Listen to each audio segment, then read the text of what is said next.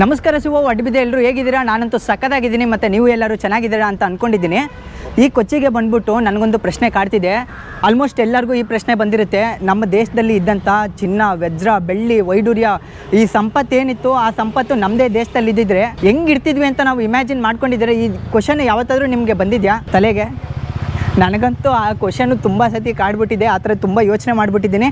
ಆ ಥರ ಎಲ್ಲ ನಮ್ಮ ಹತ್ರ ಇದ್ದಿದ್ರೆ ನಾವು ಶ್ರೀಮಂತರಾಗಿ ಇರ್ತಿದ್ವಿ ಮತ್ತು ನಾವು ಈ ಥರ ಬದುಕ್ತಿರ್ಲಿಲ್ಲ ಅಷ್ಟೇ.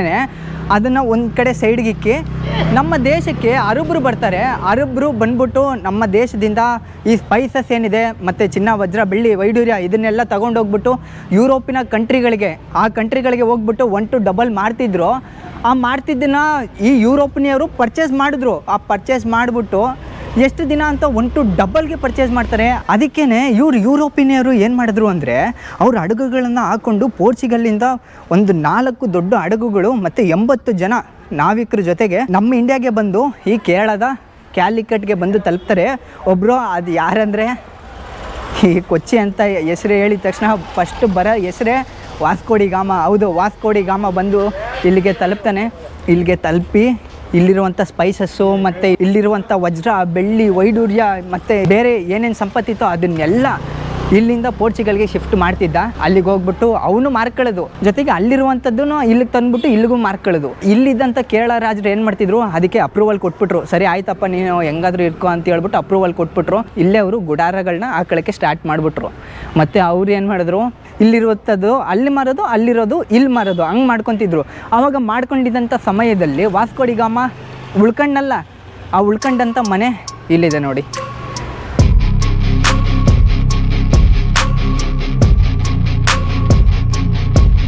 ಈಗ ಈ ಮನೇನ ನೋಡೋಕ್ಕೆ ಅಂತ ಹೇಳ್ಬಿಟ್ಟು ಸುಮಾರು ಟೂರಿಸ್ಟ್ಗಳು ಎಲ್ಲೆಲ್ಲಿಂದನೋ ಬರ್ತಾರೆ, ಯಾವ್ಯಾವ ದೇಶದಿಂದನೋ ಬರ್ತಾರೆ. ಇವಾಗ ಈ ಮನೇನ ಮ್ಯೂಸಿಯಂ ಥರನೂ ಮಾಡಿಲ್ಲ, ಈ ಮನೇನ ಬಂದ್ಬಿಟ್ಟು ಒಂದು ಹೋಮ್ ಸ್ಟೇ ಥರ ಮಾಡಿದ್ದಾರೆ. ಇಲ್ಲಿ ಬುಕ್ ಮಾಡಿಕೊಂಡು ಹೋಮ್ ಸ್ಟೇ ಒಳಗೆ ಹೋಗ್ಬಿಟ್ಟು ಸ್ಟೇ ಮಾಡೋ ರೀತಿ ಮಾಡ್ಕೊಂಡಿದ್ದಾರೆ. ನೀವೇನಾದರೂ ಒಳಗೆ ಏನಾದರೂ ನೋಡಬೇಕಂದ್ರೆ ಬುಕ್ ಮಾಡ್ಕೊಂಡು ಹೋಗ್ಬಿಟ್ಟು ಒಳಗೆ ನೋಡ್ಕೊಂಡು ಬರಬೇಕು. ಆ ಮನೆಯಲ್ಲಿ ವಾಸ್ಕೋಡಿ ಗಾಮ ಉಳ್ಕೊಂಡ ಮೇಲೆ ಕಾರಣಾಂತರಗಳಿಂದ, ಅಂದರೆ ಆ ವಾಸ್ಕೋಡಿ ಗಾಮ ಯಾವ ಥರ ಸತ್ತ ಅಂತ ಹೇಳ್ಬಿಟ್ಟು ಯಾವುದೇ ಒಂದು ಕುರುಹು ಸಹ ಇಲ್ಲ. ಕೆಲವ್ರು ಹೇಳ್ತಾರೆ ಮಲೇರಿಯಾ ಬಂದ್ಬಿಟ್ಟು ಸತ್ತೋದ ವಾಸ್ಕೋಡಿ ಗಾಮ ಅಂತ ಹೇಳ್ಬಿಟ್ಟು. ವಾಸ್ಕೋಡಿ ಗಾಮ ತೀರ್ಕೊಂಡ್ಮೇಲೆ ಇದೇ ಚರ್ಚ್ನಲ್ಲಿ ನೋಡಿ ಅವರನ್ನು ಸಮಾಧಿ ಮಾಡಿದಂಥ ಚರ್ಚು. ಇವಾಗ ಈ ಚರ್ಚ್ನ ಕ್ಲೋಸ್ ಮಾಡಿಬಿಟ್ಟಿದ್ದಾರೆ. ಈಗ ಈ ಚರ್ಚ್ನ ಯಾಕೆ ಕ್ಲೋಸ್ ಮಾಡಿದ್ದಾರೆ ಅಂದರೆ ಈ ಚರ್ಚ್ನ ಒಳಗೆ ಸಮಾಧಿ ಇಲ್ಲ, ಆದ್ದರಿಂದ ಚರ್ಚ್ನ ಕ್ಲೋಸ್ ಮಾಡಿಬಿಟ್ಟಿದ್ದಾರೆ.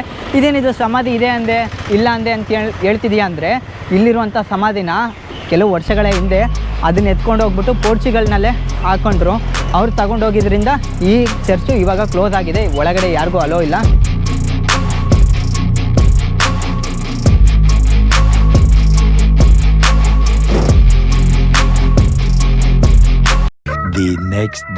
ಹಾಸ್ಟೆಲ್ನಿಂದ ಹಾಗೆ ನಾಷ್ಟ ಮಾಡೋಕ್ಕೆ ಅಂತ ಹೇಳ್ಬಿಟ್ಟು ಹೊರಗಡೆ ಬಂದರೆ ಮಳೆ ನೋಡಿ ಯಾವ ಥರ ಬರ್ತಿದೆ. ಯಪ್ಪ, ಇಲ್ಲಿ ಮಳೆನ ಎಕ್ಸ್ಪೆಕ್ಟ್ ಮಾಡೋಕ್ಕೆ ಆಗಲ್ಲ. ನೆನ್ನೆನೂ ಅಷ್ಟೇ ಈ ಟೈಮಲ್ಲೇ ಮಳೆ ಜೋರಾಗಿ ಬಂದ್ಬಿಡ್ತು. ಇವಾಗಲೂ ಮಳೆ ಬರ್ತೈತೆ, ಅದು ಯಾವಾಗ ನಿಲ್ಲುತ್ತೆ ಅಂತಲೇ ನನಗೆ ಗೊತ್ತಿಲ್ಲ. ಇವಾಗ ನಾವು ದೋಸೆ ತೊಗೊಂಡಿದ್ದೀವಿ. ಇಲ್ಲಿ ದೋಸೆ ಮತ್ತು ಆಮ್ಲೆಟ್ ಮಾತ್ರ ಸಿಗೋದಂತೆ. ನಾನು ರೈಸ್ ಬಾತ್ ಅಂತ ನೆನ್ನೆಯಿಂದ ಹುಡುಕ್ತಾ ಇದ್ದೀನಿ. ರೈಸ್ ಬಾತ್ಗಳು ಯಾವುದೂ ಸಿಗಲ್ವಂತೆ, ಬರೀ ದೋಸೆ, ಇಡ್ಲಿ, ಅದನ್ನು ಬಿಟ್ಟರೆ ಈ ಕಡೆ ಇರುವಂಥ ಟ್ರೆಡಿಷ್ನಲ್ ಫುಡ್ಗಳು ಅವು ಮಾತ್ರ ಸಿಗೋದು. ಇವಾಗ ನಾನು ದೋಸೆ ತೊಗೊಂಡಿದ್ದೀನಿ. ಇಲ್ಲಿನ ದೋಸೆಗಳು, ಈ ದೋಸೆ ಮತ್ತು ಯಾವುದೋ ಬೇಳೆ ಸಾಂಬಾರು ಕೊಟ್ಟವ್ರೆ, ಅದ್ರ ಜೊತೆ ಇದು ಯಾವುದೋ ಚಟ್ನಿ ಕೊಟ್ಟವ್ರೆ. ಭಯ್ಯ ಈ ಕೌನ್ ಸಾ ಚಟ್ನಿ ಭಯ್ಯ? ಚಟ್ನಿ ನಾ ಟೊಮೆಟೊ. ಇದು ಟೊಮೊಟೊ ಚಟ್ನಿ ಅಂತೆ. ಈ ಸಾಂಬಾರು ಜೊತೆ ಹಚ್ಕೊಂಡು ತಿಂತಿದ್ರೆ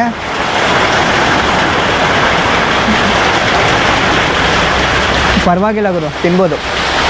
ಮತ್ತು ಇಷ್ಟು ಜೋರು ಮಳೆ ಬರ್ತಿದೆ, ಎಲ್ಲರೂ ಮನೆ ಸೇರ್ಕೊತವ್ರೆ. ಮುಂದ್ಗಡೆ ಒಂದು ಫುಟ್ಬಾಲ್ ಗ್ರೌಂಡ್ ಇದೆ. ಅಲ್ಲಿ ಆ ಮಕ್ಕಳ ಡೆಡಿಕೇಶನ್ ನೋಡಿ, ಎಷ್ಟು ಜೋರು ಮಳೆ, ಆ ಜೋರು ಮಳೆಯಲ್ಲೂ ಆಡ್ತಾರಲ್ಲ ಇವರು ಫುಟ್ಬಾಲ. ಏನು ಡೆಡಿಕೇಶನ್ ಗುರು ಇವ್ರದ್ದು. ಈ ಕೊಚ್ಚಿಗೆ ನೆನ್ನೆ ಬಂದೆ ನಾನು. ನೆನ್ನೆಯಿಂದ ಕರೆಕ್ಟಾಗಿ ಒಳ್ಳೆ ಊಟ ಸಿಗಲೇ ಇಲ್ಲ. ಅಂದರೆ ಇಲ್ಲಿ ಊಟ ಸಿಗುತ್ತೆ, ನಮ್ಮ ಟೇಸ್ಟ್ ಇರೋಲ್ಲ. ಇವತ್ತು ಒಳ್ಳೆ ನಾಷ್ಟ ಆಯಿತು ಗುರು, ಸಖತ್ತಾಗಿತ್ತು. ಒಂದು ದೋಸೆ 8 ರೂಪಾಯಿ ಅಂತೆ. 3 ದೋಸೆ ತೊಗೊಂಡೆ. 3 ದೋಸೆಗೆ 24 ರೂಪಾಯಿ. ಈ ಒಂದು ಚಿಕ್ಕ ಹೋಟ್ಲು ಇದು. ಈ ಚಿಕ್ಕ ಹೋಟ್ಲಲ್ಲಿ ಸಖತ್ತಾಗಿ ದೋಸೆ ಮಾಡಿದ್ರು ಮಾತ್ರ. ಆ ಅಜ್ಜಿ ಹೋಟ್ಲಲ್ಲಿ 3 ದೋಸೆ ತಿನ್ಬೇಕಾರೇನೆ ಧಾರಾಕಾರವಾದ ಮಳೆ, ಜೋರು ಮಳೆ. ಸ್ವಲ್ಪ ಹೊತ್ತು ಆದಮೇಲೆ ಮಳೆ ನಿಲ್ಲುತ್ತೆ ಅಂತ ಹೇಳ್ಬಿಟ್ಟು ನಾನು ಕಾದೆ. ಮಳೆ ಸ್ವಲ್ಪ ನಿಲ್ತು, ಹಂಗೆ ಸೈಕಲ್ ತೊಳ್ಕೊಂಡು ಬರ್ತಾ ಬರ್ತಾ ಜೋರು ಮಳೆ, ಫುಲ್ಲು ನೆಂದೋಗ್ಬಿಟ್ಟೆ ನಾನಂತೂ. ಬ್ಯಾಗೆಲ್ಲ ನೆಂದೋಗ್ಬಿಡೈತೆ. ಇದೊಂದು ಮ್ಯೂಸಿಯಮ್ಗೋಸ್ಕರ ಇಷ್ಟೆಲ್ಲ ಕಷ್ಟ ಆಗ್ತೈತೆ ನನಗೆ. ಇವತ್ತು 7:15ಕ್ಕೆ ಕನ್ಯಾಕುಮಾರಿಗೆ ಟ್ರೈನ್ ಇತ್ತು. ನಾನು ಆ ಟ್ರೈನ್ನ ಮಿಸ್ ಮಾಡಿಕೊಂಡು ಇನ್ನೊಂದು ಟ್ರೈನ್ ಇದೆ 2 ಗಂಟೆಗೆ, ಆ ಟ್ರೈನ್ಗೆ ಹೋಗಬೇಕು. ಅದೆಲ್ಲ ಬಿಟ್ಟಾಕಿ ಇವಾಗ ಈ ಮ್ಯೂಸಿಯಮ್ನ ನೋಡೋಕ್ಕೆ ಅಂತ ಹೇಳ್ಬಿಟ್ಟು ಇಷ್ಟೆಲ್ಲ ಕಷ್ಟಪಟ್ಕೊಂಡು ಬಂದಿದ್ದೀವಿ. ಈ ಮ್ಯೂಸಿಯಮ್ನ ಎಂಟ್ರಿ ಟಿಕೆಟ್ ಬಂದ್ಬಿಟ್ಟು 50 ರೂಪಾಯಿ ಎಂಟ್ರಿ ಟಿಕೆಟ್ನ ಅಲ್ವಾನ ನೋಡಿ ಹೆಂಗಾಗ್ಬಿಡೈತೆ, ಮಳೆಗೆಲ್ಲ ನೆಂದೋಗ್ಬಿಟ್ಟೈತೆ. ಎಂಟ್ರಿ ಟಿಕೆಟ್ ಇದು. ಈ ಟಿಕೆಟ್ನ ಕಾಸ್ಟ್ ಬಂದ್ಬಿಟ್ಟು 50 ರೂಪಾಯಿ. ಈ ಮ್ಯೂಸಿಯಮ್ನ ಹೆಸರು ಬಂದ್ಬಿಟ್ಟು ಇಂಡಿಯನ್ ನಾವಿ. ನಿಮ್ಗೆ ಅರ್ಥ ಆಗಿರುತ್ತೆ ಈ ಹೆಸರು ಕೇಳ್ಬಿಟ್ಟೆ ಒಳಗೆ ಏನಿದೆ ಅಂತ. ಈ ಮ್ಯೂಸಿಯಂನ ಎಂಟ್ರಿ ಗೇಟ್ ಇದೇನೆ, ಆ ಕಡೆ ಈ ಕಡೆಗೆ 2 ಮಿಸೈಲ್ಗಳನ್ನ ಇಕ್ಕಿದ್ದಾರೆ. ಈ ಫೈಟರ್ ಜೆಟ್ ನೀವೇ ನೋಡ್ತಿದ್ದೀರಾ, ಇದು ಬಂದ್ಬಿಟ್ಟು P-15 ಅಂತ, ಮತ್ತು ಅಲ್ಲೊಂದಿದೆ P-21 ಅಂತೆ. ಅದು ಇದೆಲ್ಲ ಒಂದು ಕಾಲದಲ್ಲಿ ಚೆನ್ನಾಗಿ ಕೆಲಸ ಮಾಡಿರೋವು, ಇವಾಗ ರಿಟೈರ್ಮೆಂಟ್ ತೊಗೊಂಡವೆ, ಆರಾಮಾಗಿ ಮಳೆಯಲ್ಲಿ ಎಂಜಾಯ್ ಮಾಡ್ತವೆ.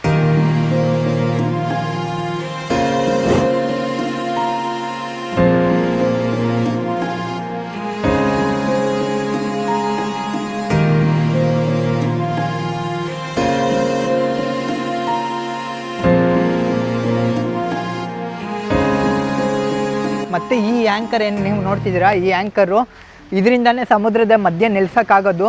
ಇವಾಗ ದೊಡ್ಡ ಶಿಪ್ಗಳಿರ್ತವೆ, ಆ ಶಿಪ್ಗಳು ಸಮುದ್ರದ ಮಧ್ಯೆ ಏನಕ್ಕೋ ಒಂದು ಕಡೆ ನಿಲ್ಲಿಸ್ಬೇಕು ಅಂದಾಗ ಈ ದೊಡ್ಡ ಆ್ಯಂಕರ್ಗಳನ್ನ ಚೈನ್ ಹಾಕ್ಬಿಟ್ಟು ಮೇಲಿಂದ ಕೆಳಗೆ ಬಿಡ್ತಾರೆ. ಆ ಕೆಳಗೆ ಬಿಟ್ಟಾಗ ಆ ಸಮುದ್ರದ ಮಧ್ಯ ಆ ದೊಡ್ಡ ಶಿಪ್ ನಿಲ್ಲಕ್ಕೆ ಕಾರಣ ಆಗುತ್ತೆ. ಮತ್ತೊಂದು ಈ ಆ್ಯಂಕರ್ನ ಬಗ್ಗೆ ನಿಮಗೆ ಗೊತ್ತಾ, ಈ ಕೊಚ್ಚಿಯ ಪೋರ್ಟ್ನ ರೆಡಿ ಮಾಡಿದಾಗ 3 ಆ್ಯಂಕರ್ಗಳನ್ನ ಮಾಡಿದ್ರಂತೆ, ಅದರಲ್ಲಿ ಒಂದು ಇದಂತೂ ತುಂಬ ಹಳೆಯದು.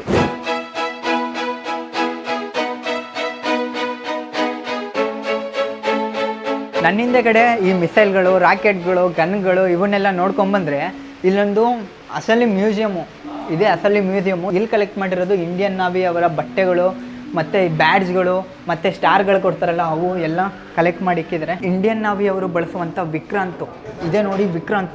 ವಿಕ್ರಾಂತ್ನ ಡೆಮೋ ಮಾಡಿ ಇಕ್ಕಿದ್ದಾರೆ ಇಲ್ಲೆಲ್ಲ ಎಷ್ಟು ಏರ್ ಕ್ರಾಫ್ಟ್ಗಳಿದ್ದಾವೆ ನೋಡಿ ನಿಲ್ಸೋಕ್ಕೆ. 1 2 3 4 5 6 7 8 9 10 11 12 13 ಏರ್ ಕ್ರಾಫ್ಟ್ಗಳನ್ನು ನಿಲ್ಲಿಸುವಷ್ಟು ಜಾಗ ಇದೆ.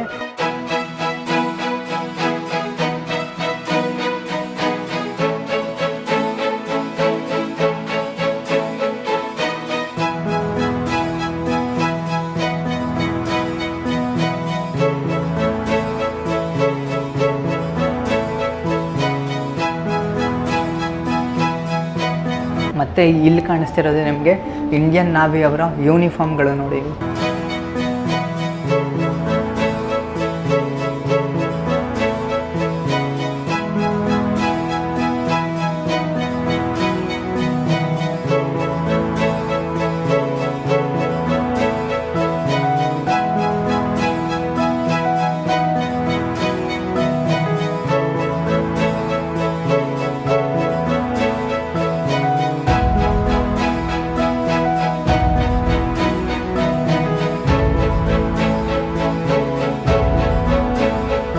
ಹಿಂಗೆಯಿಂದ ಸ್ಟ್ರೈಟ್ ಬಂದರೆ ಇಲ್ಲೊಂದು ರೂಮ್ ಇದೆ. ಈ ರೂಮ್ನಲ್ಲಿ ಬಂದ್ಬಿಟ್ಟು ಸ್ಪೆಷಲ್ ಆಗಿರುವಂಥ ಕೆಲವೊಂದು ಇನ್ಫಾರ್ಮೇಷನ್ಗಳಿದ್ದಾವೆ. ವಾಸ್ಕೋ ಡಿ ಗಾಮ ಹೇಗೆ ಬಂದ, ಹೇಗೆ ಅವರು ವ್ಯಾಪಾರಗಳನ್ನು ಸೃಷ್ಟಿ ಮಾಡಿಕೊಂಡ್ರು, ಯಾವ ಥರ ನಮ್ಮ ಹತ್ರ ಇರುವಂಥದ್ದನ್ನೆಲ್ಲ ಒಳ್ಳೆ ಹೊಡ್ಕೊಂಡೋದ್ರು, ಎಲ್ಲದನ್ನು ಈ ರೂಮ್ನಲ್ಲಿ ಇನ್ಫಾರ್ಮೇಷನ್ ಜೊತೆಗೆ ಹಾಕಿದ್ದಾರೆ. ಇದಂತೂ ಬ್ಯೂಟಿಫುಲ್ ಆಗಿದೆ. ಬನ್ನಿ ಆ ಇನ್ಫಾರ್ಮೇಷನ್ಗಳನ್ನು ಎಲ್ಲದನ್ನು ನಾವು ತಿಳ್ಕೊಳ್ಳೋಣ. ನಾನು ನಿಮ್ಗೆ ಏನು ಹೇಳಿದ್ದೆ ಅಂದರೆ, ವಾಸ್ಕೋ ಡಿ ಗಾಮ ವ್ಯಾಪಾರಕ್ಕೆ ಅಂತ ಬಂದ್ಬಿಟ್ಟು ನಮ್ಮಲ್ಲಿರುವಂಥ ಎಲ್ಲ ಪದಾರ್ಥಗಳನ್ನು ತಗೊಂಡು ಹೋಗ್ಬಿಟ್ಟ. ಮತ್ತು ವಾಸ್ಕೋ ಡಿ ಗಾಮ ಹೇಗೆ ಬಂದ, ಅವನಿಗೆ ನಮ್ಮ ಭಾರತದ ರೂಟನ್ನು ಯಾರು ಹೇಳಿದ್ರು, ಎಲ್ಲ ಇನ್ಫಾರ್ಮೇಷನು ಇಲ್ಲಿದೆ. ಈ ರೂಮ್ನ ಹಾಗೆ ಎಂಟ್ರಿ ಆಗ್ತಾನೆ ನಮಗೆ ಇಲ್ಲಿ ಕಾಣಿಸ್ತಿರೋವಂಥದ್ದೇ ಮಿಸೈಲು. ಆಗಿನ ಕಾಲದ ಬೋಟ್ಗಳಲ್ಲಿ ಈ ಥರ ಗುಂಡುಗಳನ್ನು ಆರಿಸೋದನ್ನು ತಗೊಂಡು ಹೋಗ್ತಿದ್ರು. ಯಾಕಂದರೆ ಶತ್ರುಗಳಿಂದ ಕಾಪಾಡ್ಕೊಳ್ಳೋಕ್ಕೆ ಅಥವಾ ರಾಬ್ರಿ ಮಾಡೋಕ್ಕೆ ಅಂತ ಹೇಳ್ಬಿಟ್ಟು ಈ ಥರ ಗುಂಡುಗಳನ್ನು ತಗೊಂಡು ಹೋಗ್ಬಿಟ್ಟು ಆರಿಸ್ಬಿಟ್ಟು ಅವ್ರ ಸೇಫ್ಟಿನ ಅವರು ಕಾಪಾಡ್ಕೊತಿದ್ರು, ಮತ್ತು ರಾಬ್ರಿ ಮಾಡ್ತಿದ್ರು. ಮತ್ತು ನಿಮಗಿಲ್ಲೇನು ಕಾಣಿಸ್ತಿದೆ, ಆಗಿನ ಕಾಲದ ಬೋಟ್ಗಳ ಸ್ಟೇರಿಂಗ್ ಅಂತ ಇದು ನೋಡಿ, ಮರದ ಸ್ಟೇರಿಂಗ್ ಇದು. ಮತ್ತು ನೀವಿಲ್ಲೇನು ನೋಡ್ತಿದ್ದೀರಾ, ಇದು ಬಂದ್ಬಿಟ್ಟು ದೂರದಿಂದ ಯಾರಾದರೂ ಶತ್ರುಗಳು ಬರ್ತಾವ್ರ ಅಥವಾ ನಮ್ಗೇನಾದರೂ ತೊಂದರೆ ಇದೆಯಾ ಅಂತ ನೋಡುವಂಥದ್ದು.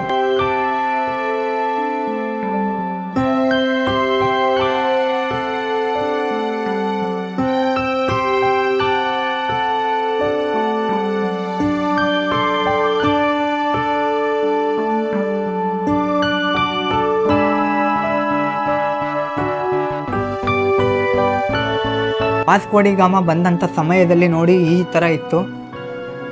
ಈ ಕ್ಯಾಲಿಕಟ್ ಪ್ರಾಂತ ನೋಡಿ ಯಾವ ಥರ ಇತ್ತು ಅಂತ. ಫುಲ್ ಎಲ್ಲ ಮನೆಗಳು ಮತ್ತು ಈ ಸಮುದ್ರದ ತೀರದಲ್ಲಿ ದೋಣಿಗಳನ್ನೆಲ್ಲ ತಯಾರು ಮಾಡ್ತವ್ರೆ. ಈ ಪೋರ್ಚುಗೀಸರು ಬರೋಕ್ಕಿಂತ ಮುಂಚೆನೆ ಅರಬ್ರು ಬಂದಿದ್ರು. ಆ ಅರಬ್ರು ಬಂದ್ಬಿಟ್ಟು ಈ ಥರ ಹಡಗುಗಳಲ್ಲಿ ಬಂದ್ಬಿಟ್ಟು ನಮ್ಮ ಜೊತೆ ವ್ಯಾಪಾರಗಳನ್ನು ಮಾಡ್ತಿದ್ರು. ವಾಸ್ಕೋ ಡಿ ಗಾಮನ ಅಸಲಿ ಕತೆ ಸ್ಟಾರ್ಟ್ ಆಗೋದೆ ಇಲ್ಲಿಂದ. ಇದು ಪೋರ್ಚುಗಲ್ ದೇಶದವನು ವಾಸ್ಕೋ ಡಿ ಗಾಮ ಬಂದ್ಬಿಟ್ಟು ಈ ಅರಬ್ರು ಬಂದ್ಬಿಟ್ಟು ಸ್ಪೈಸಸ್ಗಳನ್ನ ನಮ್ಮಿಂದ ಕೊಂಡ್ಕೊಂಡು ಈ ಯುರೋಪ್ನ ಕಂಟ್ರಿಗಳು ನಿಮ್ಗೇನು ಕಾಣಿಸ್ತಿದೆ, ಈ ಯುರೋಪ್ನ ಕಂಟ್ರಿಗಳಿಗೆ ಡಬಲ್ ಆಗಿ ಮಾಡ್ತಿದ್ರು.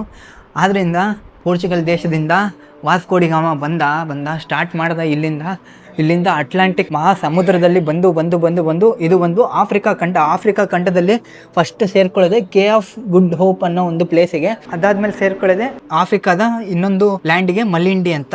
ಅದಾದ್ಮೇಲೆ ಅವನು ಕ್ಯಾಲಿಕಟ್ಗೆ ಬರ್ತಾನೆ. ಕ್ಯಾಲಿಕಟ್ಗೆ ಬರೋಕ್ಕೆ ಸಹಾಯ ಮಾಡಿದವರು ಯಾರು ಗೊತ್ತಾ? ಆಫ್ರಿಕಾ ಖಂಡದಲ್ಲಿ ಒಂದು ಜಾಗದಲ್ಲಿ ಇದ್ದಾಗ ಆ ಜಾಗದಲ್ಲಿ ಈ ಗುಜರಾತ್ನ ನಾವಿಕ ಪರಿಚಯ ಆಗ್ಬಿಟ್ಟು ಇವನು ಬಂದ್ಬಿಟ್ಟು ಭಾರತಕ್ಕೆ ಹೋಗುವಂತ ಮಾರ್ಗನ ಕೊಡ್ತಾನೆ. ನೋಡಿ, ಗುಜರಾತ್ನ ನಾವಿಕ ಇವನ್ ಕೈಯಲ್ಲಿರೋದು ಇಂಡಿಯಾ ಮ್ಯಾಪ್ನ ಎತ್ಕೊಂಡೋಗಿ ವಾಸ್ಕೋ ಡಿ ಗಾಮಗೆ ಕೊಡ್ತಾನೆ. ಗುಜರಾತ್ನ ನಾವಿಕ ಹೋಗ್ಬಿಟ್ಟು ಇಂಡಿಯನ್ ಮ್ಯಾಪ್ನ ಕೊಡ್ತಾನೆ. ಇಂಡಿಯನ್ ಮ್ಯಾಪ್ನ ನೋಡ್ಕೊಂಡು ಹಾಗೆ ಇಂಡಿಯಾ ಕ್ಯಾಲಿಕಟ್ಗೆ ಬಂದ್ಬಿಟ್ಟು ಅಲ್ಲಿ ಬಂದು ಆ ರಾಜರ ಹತ್ರ ಕೇಳ್ಕೊಂಡು ಅವರ ಗುಡಾರಗಳನ್ನು ಹಾಕೊಳ್ಳೋಕ್ಕೆ ಸ್ಟಾರ್ಟ್ ಮಾಡ್ತಾರೆ. ಅವ್ರು ಸ್ಟಾರ್ಟ್ ಮಾಡಿದ್ಮೇಲೆ ಆ ಒಂದು ಸ್ಪೈಸಸ್ಗಳನ್ನ ಎಕ್ಸ್ಪೋರ್ಟ್ ಮಾಡಿಕೊಂಡು ಇಲ್ಲೂ ಅವರು ಅಂಗಡಿಗಳನ್ನು ಹಾಕೊಂಡು ಮಾಡ್ತಾರೆ. ಮತ್ತೆ ಪೋರ್ಚುಗೀಸ್ರು ಮಾಡ್ಕೊಂಡ್ರಲ್ಲ, ಹಂಗೆ ನೋಡ್ಕೊಂಡು ಡಚ್ರು ಬರ್ತಾರೆ, ಅದಾದ್ಮೇಲೆ ಇಂಗ್ಲಿಷ್ರು ಬರ್ತಾರೆ, ಅದಾದ್ಮೇಲೆ ಫ್ರೆಂಚ್ರು ಬರ್ತಾರೆ. ಬಂದು ಎಲ್ಲ ನಮ್ಮ ದೇಶನ ಗುಡಿಸಿ ಗುಂಡಾಂತರ ಮಾಡಿರ್ತಾರೆ ಅಷ್ಟೇ.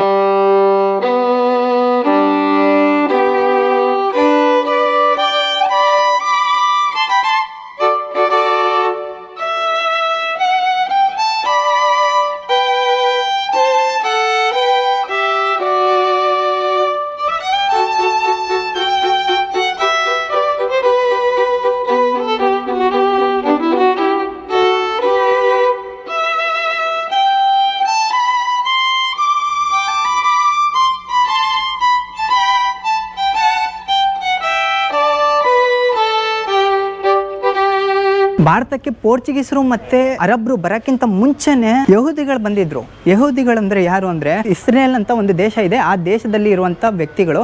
ಅವ್ರು ಯಾಕೆ ನಮ್ಮ ದೇಶಕ್ಕೆ ಬಂದ್ರು ಅಂದ್ರೆ ಅವರ ಪಕ್ಕದ ರಾಷ್ಟ್ರ ಇರುವಂತ ರೋಮ್ ಸಾಮ್ರಾಜ್ಯ, ಆ ರೋಮ್ ಸಾಮ್ರಾಜ್ಯದಲ್ಲಿ ಬಂದ್ಬಿಟ್ಟು ಅವ್ರಿಗೆ ತುಂಬಾ ಕಾಟ ಕೊಡ್ತಿದ್ರಂತೆ. ಆ ಕಾಟ ಕೊಡ್ತಿದ್ದಾಗ ಅವರು ಬೋಟ್ಗಳನ್ನ ಹತ್ಬಿಟ್ಟು ದಿಕ್ಕಾಪಾಲಾಗ್ಬಿಟ್ರು. ಯಾವ್ಯಾವ್ದು ಲ್ಯಾಂಡ್ಗಳು ಸಿಗ್ತಾವೋ ಆ ಲ್ಯಾಂಡ್ಗಳಿಗೆ ಹೋಗ್ಬಿಟ್ಟು ಸೇರ್ಕೊಬಿಟ್ರಂತೆ. ಆವಾಗ ನಮ್ಮ ದೇಶಕ್ಕೂ ಬಂದು ಯಹೂದಿಗಳು ಸೇರ್ಕೊಂಡ್ರು. ಅವರು ಸೇರ್ಕೊಂಡಂಥ ಒಂದು ಜಾಗ ಅಂದರೆ ಈ ಕೊಚ್ಚಿಗೆ ಅವರು ಸೇರ್ಕೊತಾರೆ. ಆಗ ಅವರಿಗೋಸ್ಕರ ಇಲ್ಲಿದ್ದಂಥ ರಾಜರು ಅವರಿಗೆ ಉಳ್ಕೊಳ್ಳೋಕ್ಕೆ ಅಂತ ಜಾಗ ಕೊಟ್ಟರು. ಆ ಜಾಗ ಇವಾಗ ಅಂದರೆ ಶಾಪಿಂಗ್ ಸ್ಟ್ರೀಟ್ ಥರ ಆಗಿದೆ. ಫುಲ್ ಎಲ್ಲ ಇಲ್ಲಿ ಶಾಪಿಂಗ್ ಮಾಡ್ಕೊಬೋದು. ಆವಾಗ ಮನೆಗಳು ಕಟ್ಕೊಂಡು ಉಳ್ಕೊಂಡಂಥದ್ದು ಇದೇ ಮನೆಗಳು ನೋಡಿ.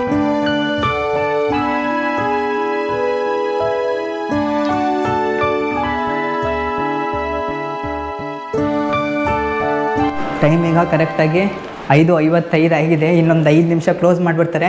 ಈ ದೇವಸ್ಥಾನಕ್ಕೆ ಅಂದರೆ ಯಹೂದಿಗಳ ದೇವಸ್ಥಾನಕ್ಕೆ ಬರೋಕ್ಕೆ 10 ರೂಪಾಯಿ ಎಂಟ್ರಿ ಟಿಕೆಟ್ ಇದೆ. ಇಲ್ಲಿ ಫಸ್ಟ್ ಸ್ಟಾರ್ಟಿಂಗ್ ಬರ್ತಾನೆ ಒಂದು ಮ್ಯೂಸಿಯಂ ಇದೆ. ಯಹೂದಿಗಳು ಯಾವ ಥರ ಬಂದರು ಅನ್ನೋದನ್ನು ಇಲ್ಲಿ ತೋರಿಸಿದ್ದಾರೆ.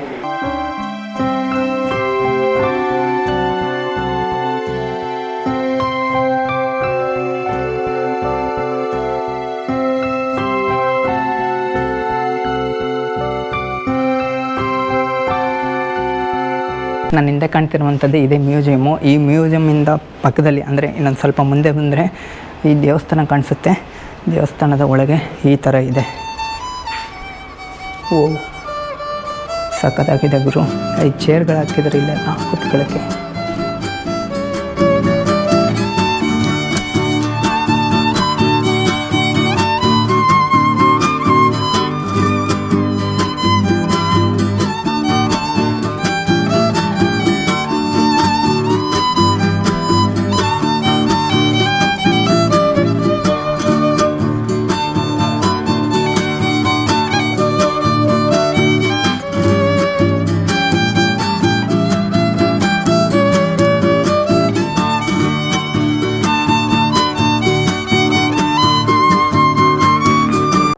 10th ಅಲ್ಲಿ ಸೋಷಿಯಲ್ ಸೈನ್ಸ್ ಓದಿದಾಗ ಒಂದು ಪಾಠ ಇತ್ತು, ಭಾರತಕ್ಕೆ ಯುರೋಪಿಯನ್ರ ಆಗಮನ ಅಂತ.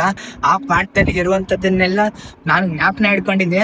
ಅದನ್ನ ಮತ್ತೆ ಜ್ಞಾಪನ ಮಾಡ್ಕೊಂಡಿದ್ದು ಅಂದ್ರೆ ಇವತ್ತೇ. ನಾನು 10th ಮುಗಿಸಿ 5 ವರ್ಷ ಆಯ್ತು. ಈ 5 ವರ್ಷದಲ್ಲಿ ನನಗೆ ಯಾವತ್ತೂ ಅದು ಕೆಲ್ಸಕ್ಕೆ ಬಂದಿಲ್ಲ. ಮತ್ತೆ ಇನ್ನೊಂದೇನಂದ್ರೆ ನಮ್ ಟೆಕ್ಸ್ಟ್ ಬುಕ್ ಅಲ್ಲಿ ನಮ್ ಜೀವನಕ್ಕೆ ಏನ್ ಬೇಕಾಗಿದೆ, ನಮ್ ಜೀವನಕ್ಕೆ ಯಾವ್ದು ಅವಶ್ಯಕತೆ ಇದೆ ಅದನ್ನು ಆಡ್ ಮಾಡಿದ್ರೆ ಸ್ವಲ್ಪ ಚೆನ್ನಾಗಿರೋದು ಅಂತ ಅನ್ಸುತ್ತೆ. ಒಟ್ನಲ್ಲಿ ಇವು ತಿಳ್ಕೊಳ್ಳೋಣ, ಜೊತೆಗೆ ಅವು ಇದ್ದಿದ್ರೆ ಸ್ವಲ್ಪ ಚೆನ್ನಾಗಿರೋದು. ಇವರೆಲ್ಲ ನಮ್ ದೇಶಗಳಿಗೆ ದೊಡ್ಡ ದೊಡ್ಡ ಕೊಡುಗೆನೂ ಕೊಟ್ಟರೆ, ಜೊತೆ ಕೊಳ್ಳೆನೂ ಹೊಡ್ಕೊಂಡು ಹೋಗೋರೆ. ಜೀವನದಲ್ಲಿ ಯಾವ್ದೂನು ಫ್ರೀಯಾಗಿ ಬರಲ್ಲ, ಎಲ್ಲದಕ್ಕೂ ನಾವು ಬೆಲೆ ಕಟ್ಲೇಬೇಕಾಗತ್ತೆ. ನಾವು ಇವಾಗ ಈ ತರ ಬದುಕ್ತಿರೋಕೆ ಕಾರಣ ಬಂದ್ಬಿಟ್ಟು ಇವ್ರುಗಳ ಸಂಸ್ಕೃತಿನ ಸ್ವಲ್ಪ ನಾವು ಅಳವಡಿಸ್ಕೊಂಡಿದೀವಿ. ಆದ್ರಿಂದ ನಾವು ಈ ತರ ಮಾಡರ್ನ್ ಆಗಿ ಬದುಕ್ತಿದೀವಿ. ಅಕಸ್ಮಾತ್ ಇವ್ರು ಯಾರು ಬರ್ದೇ ಹೋಗಿದ್ರೆ ನಮ್ ದೇಶ ಶ್ರೀಮಂತವಾಗಿ ಇರ್ತಿತ್ತು. ಜೊತೆಗೆ ನಾವು ಈ ತರ ಬದುಕ್ತಿದ್ವೋ ಏನೋ ಗೊತ್ತಿಲ್ಲ ನನಗೆ. ಒಟ್ನಲ್ಲಿ ಆಗಿದ್ದೆಲ್ಲ ಒಳ್ಳೇದಕ್ಕೆ, ಆಗಿದ್ದೆಲ್ಲ ಒಳ್ಳೇದು ಅಂತ ಅನ್ಕೊಂಡು ನಮ್ಮ ಜೀವನದಲ್ಲಿ ನಾವು ಹೋಗ್ತಾ ಇರಬೇಕು. ಮ್ಯೂಸಿಯಂನ ಹಾಗೆ ನೋಡ್ಕೊಂಡು, ಮ್ಯೂಸಿಯಂ ಇಂದ ಬರೀ 1 ಕಿಲೋಮೀಟರ್ಲ್ಲೇ ಒಂದು ಬೀಚ್ ಇದೆ. ಅದೇ ನಿನ್ನೆ ನಾವು ನೋಡಿದ್ವಲ್ಲ ಚೈನೀಸ್ ಫಿಶಿಂಗ್ ನೆಟ್, ಅದೇ ಬೀಚ್ ಇದು. ಆ ಚೈನೀಸ್ ಫಿಶಿಂಗ್ ನೆಟ್ಗಳು ಬಂದ್ಬಿಟ್ಟು ಆ ಕಡೆ ಸೈಡ್ಗಿದಾವೆ. ನಾವು ಅಲ್ಲಿಂದ ಸ್ವಲ್ಪ ಮುಂದೆ ಹಾಗೆ ನಡ್ಕೊಂಡು ಬಂದರೆ ಈ ಬೀಚು ನಮಗೆ ಕಾಣಿಸುತ್ತೆ.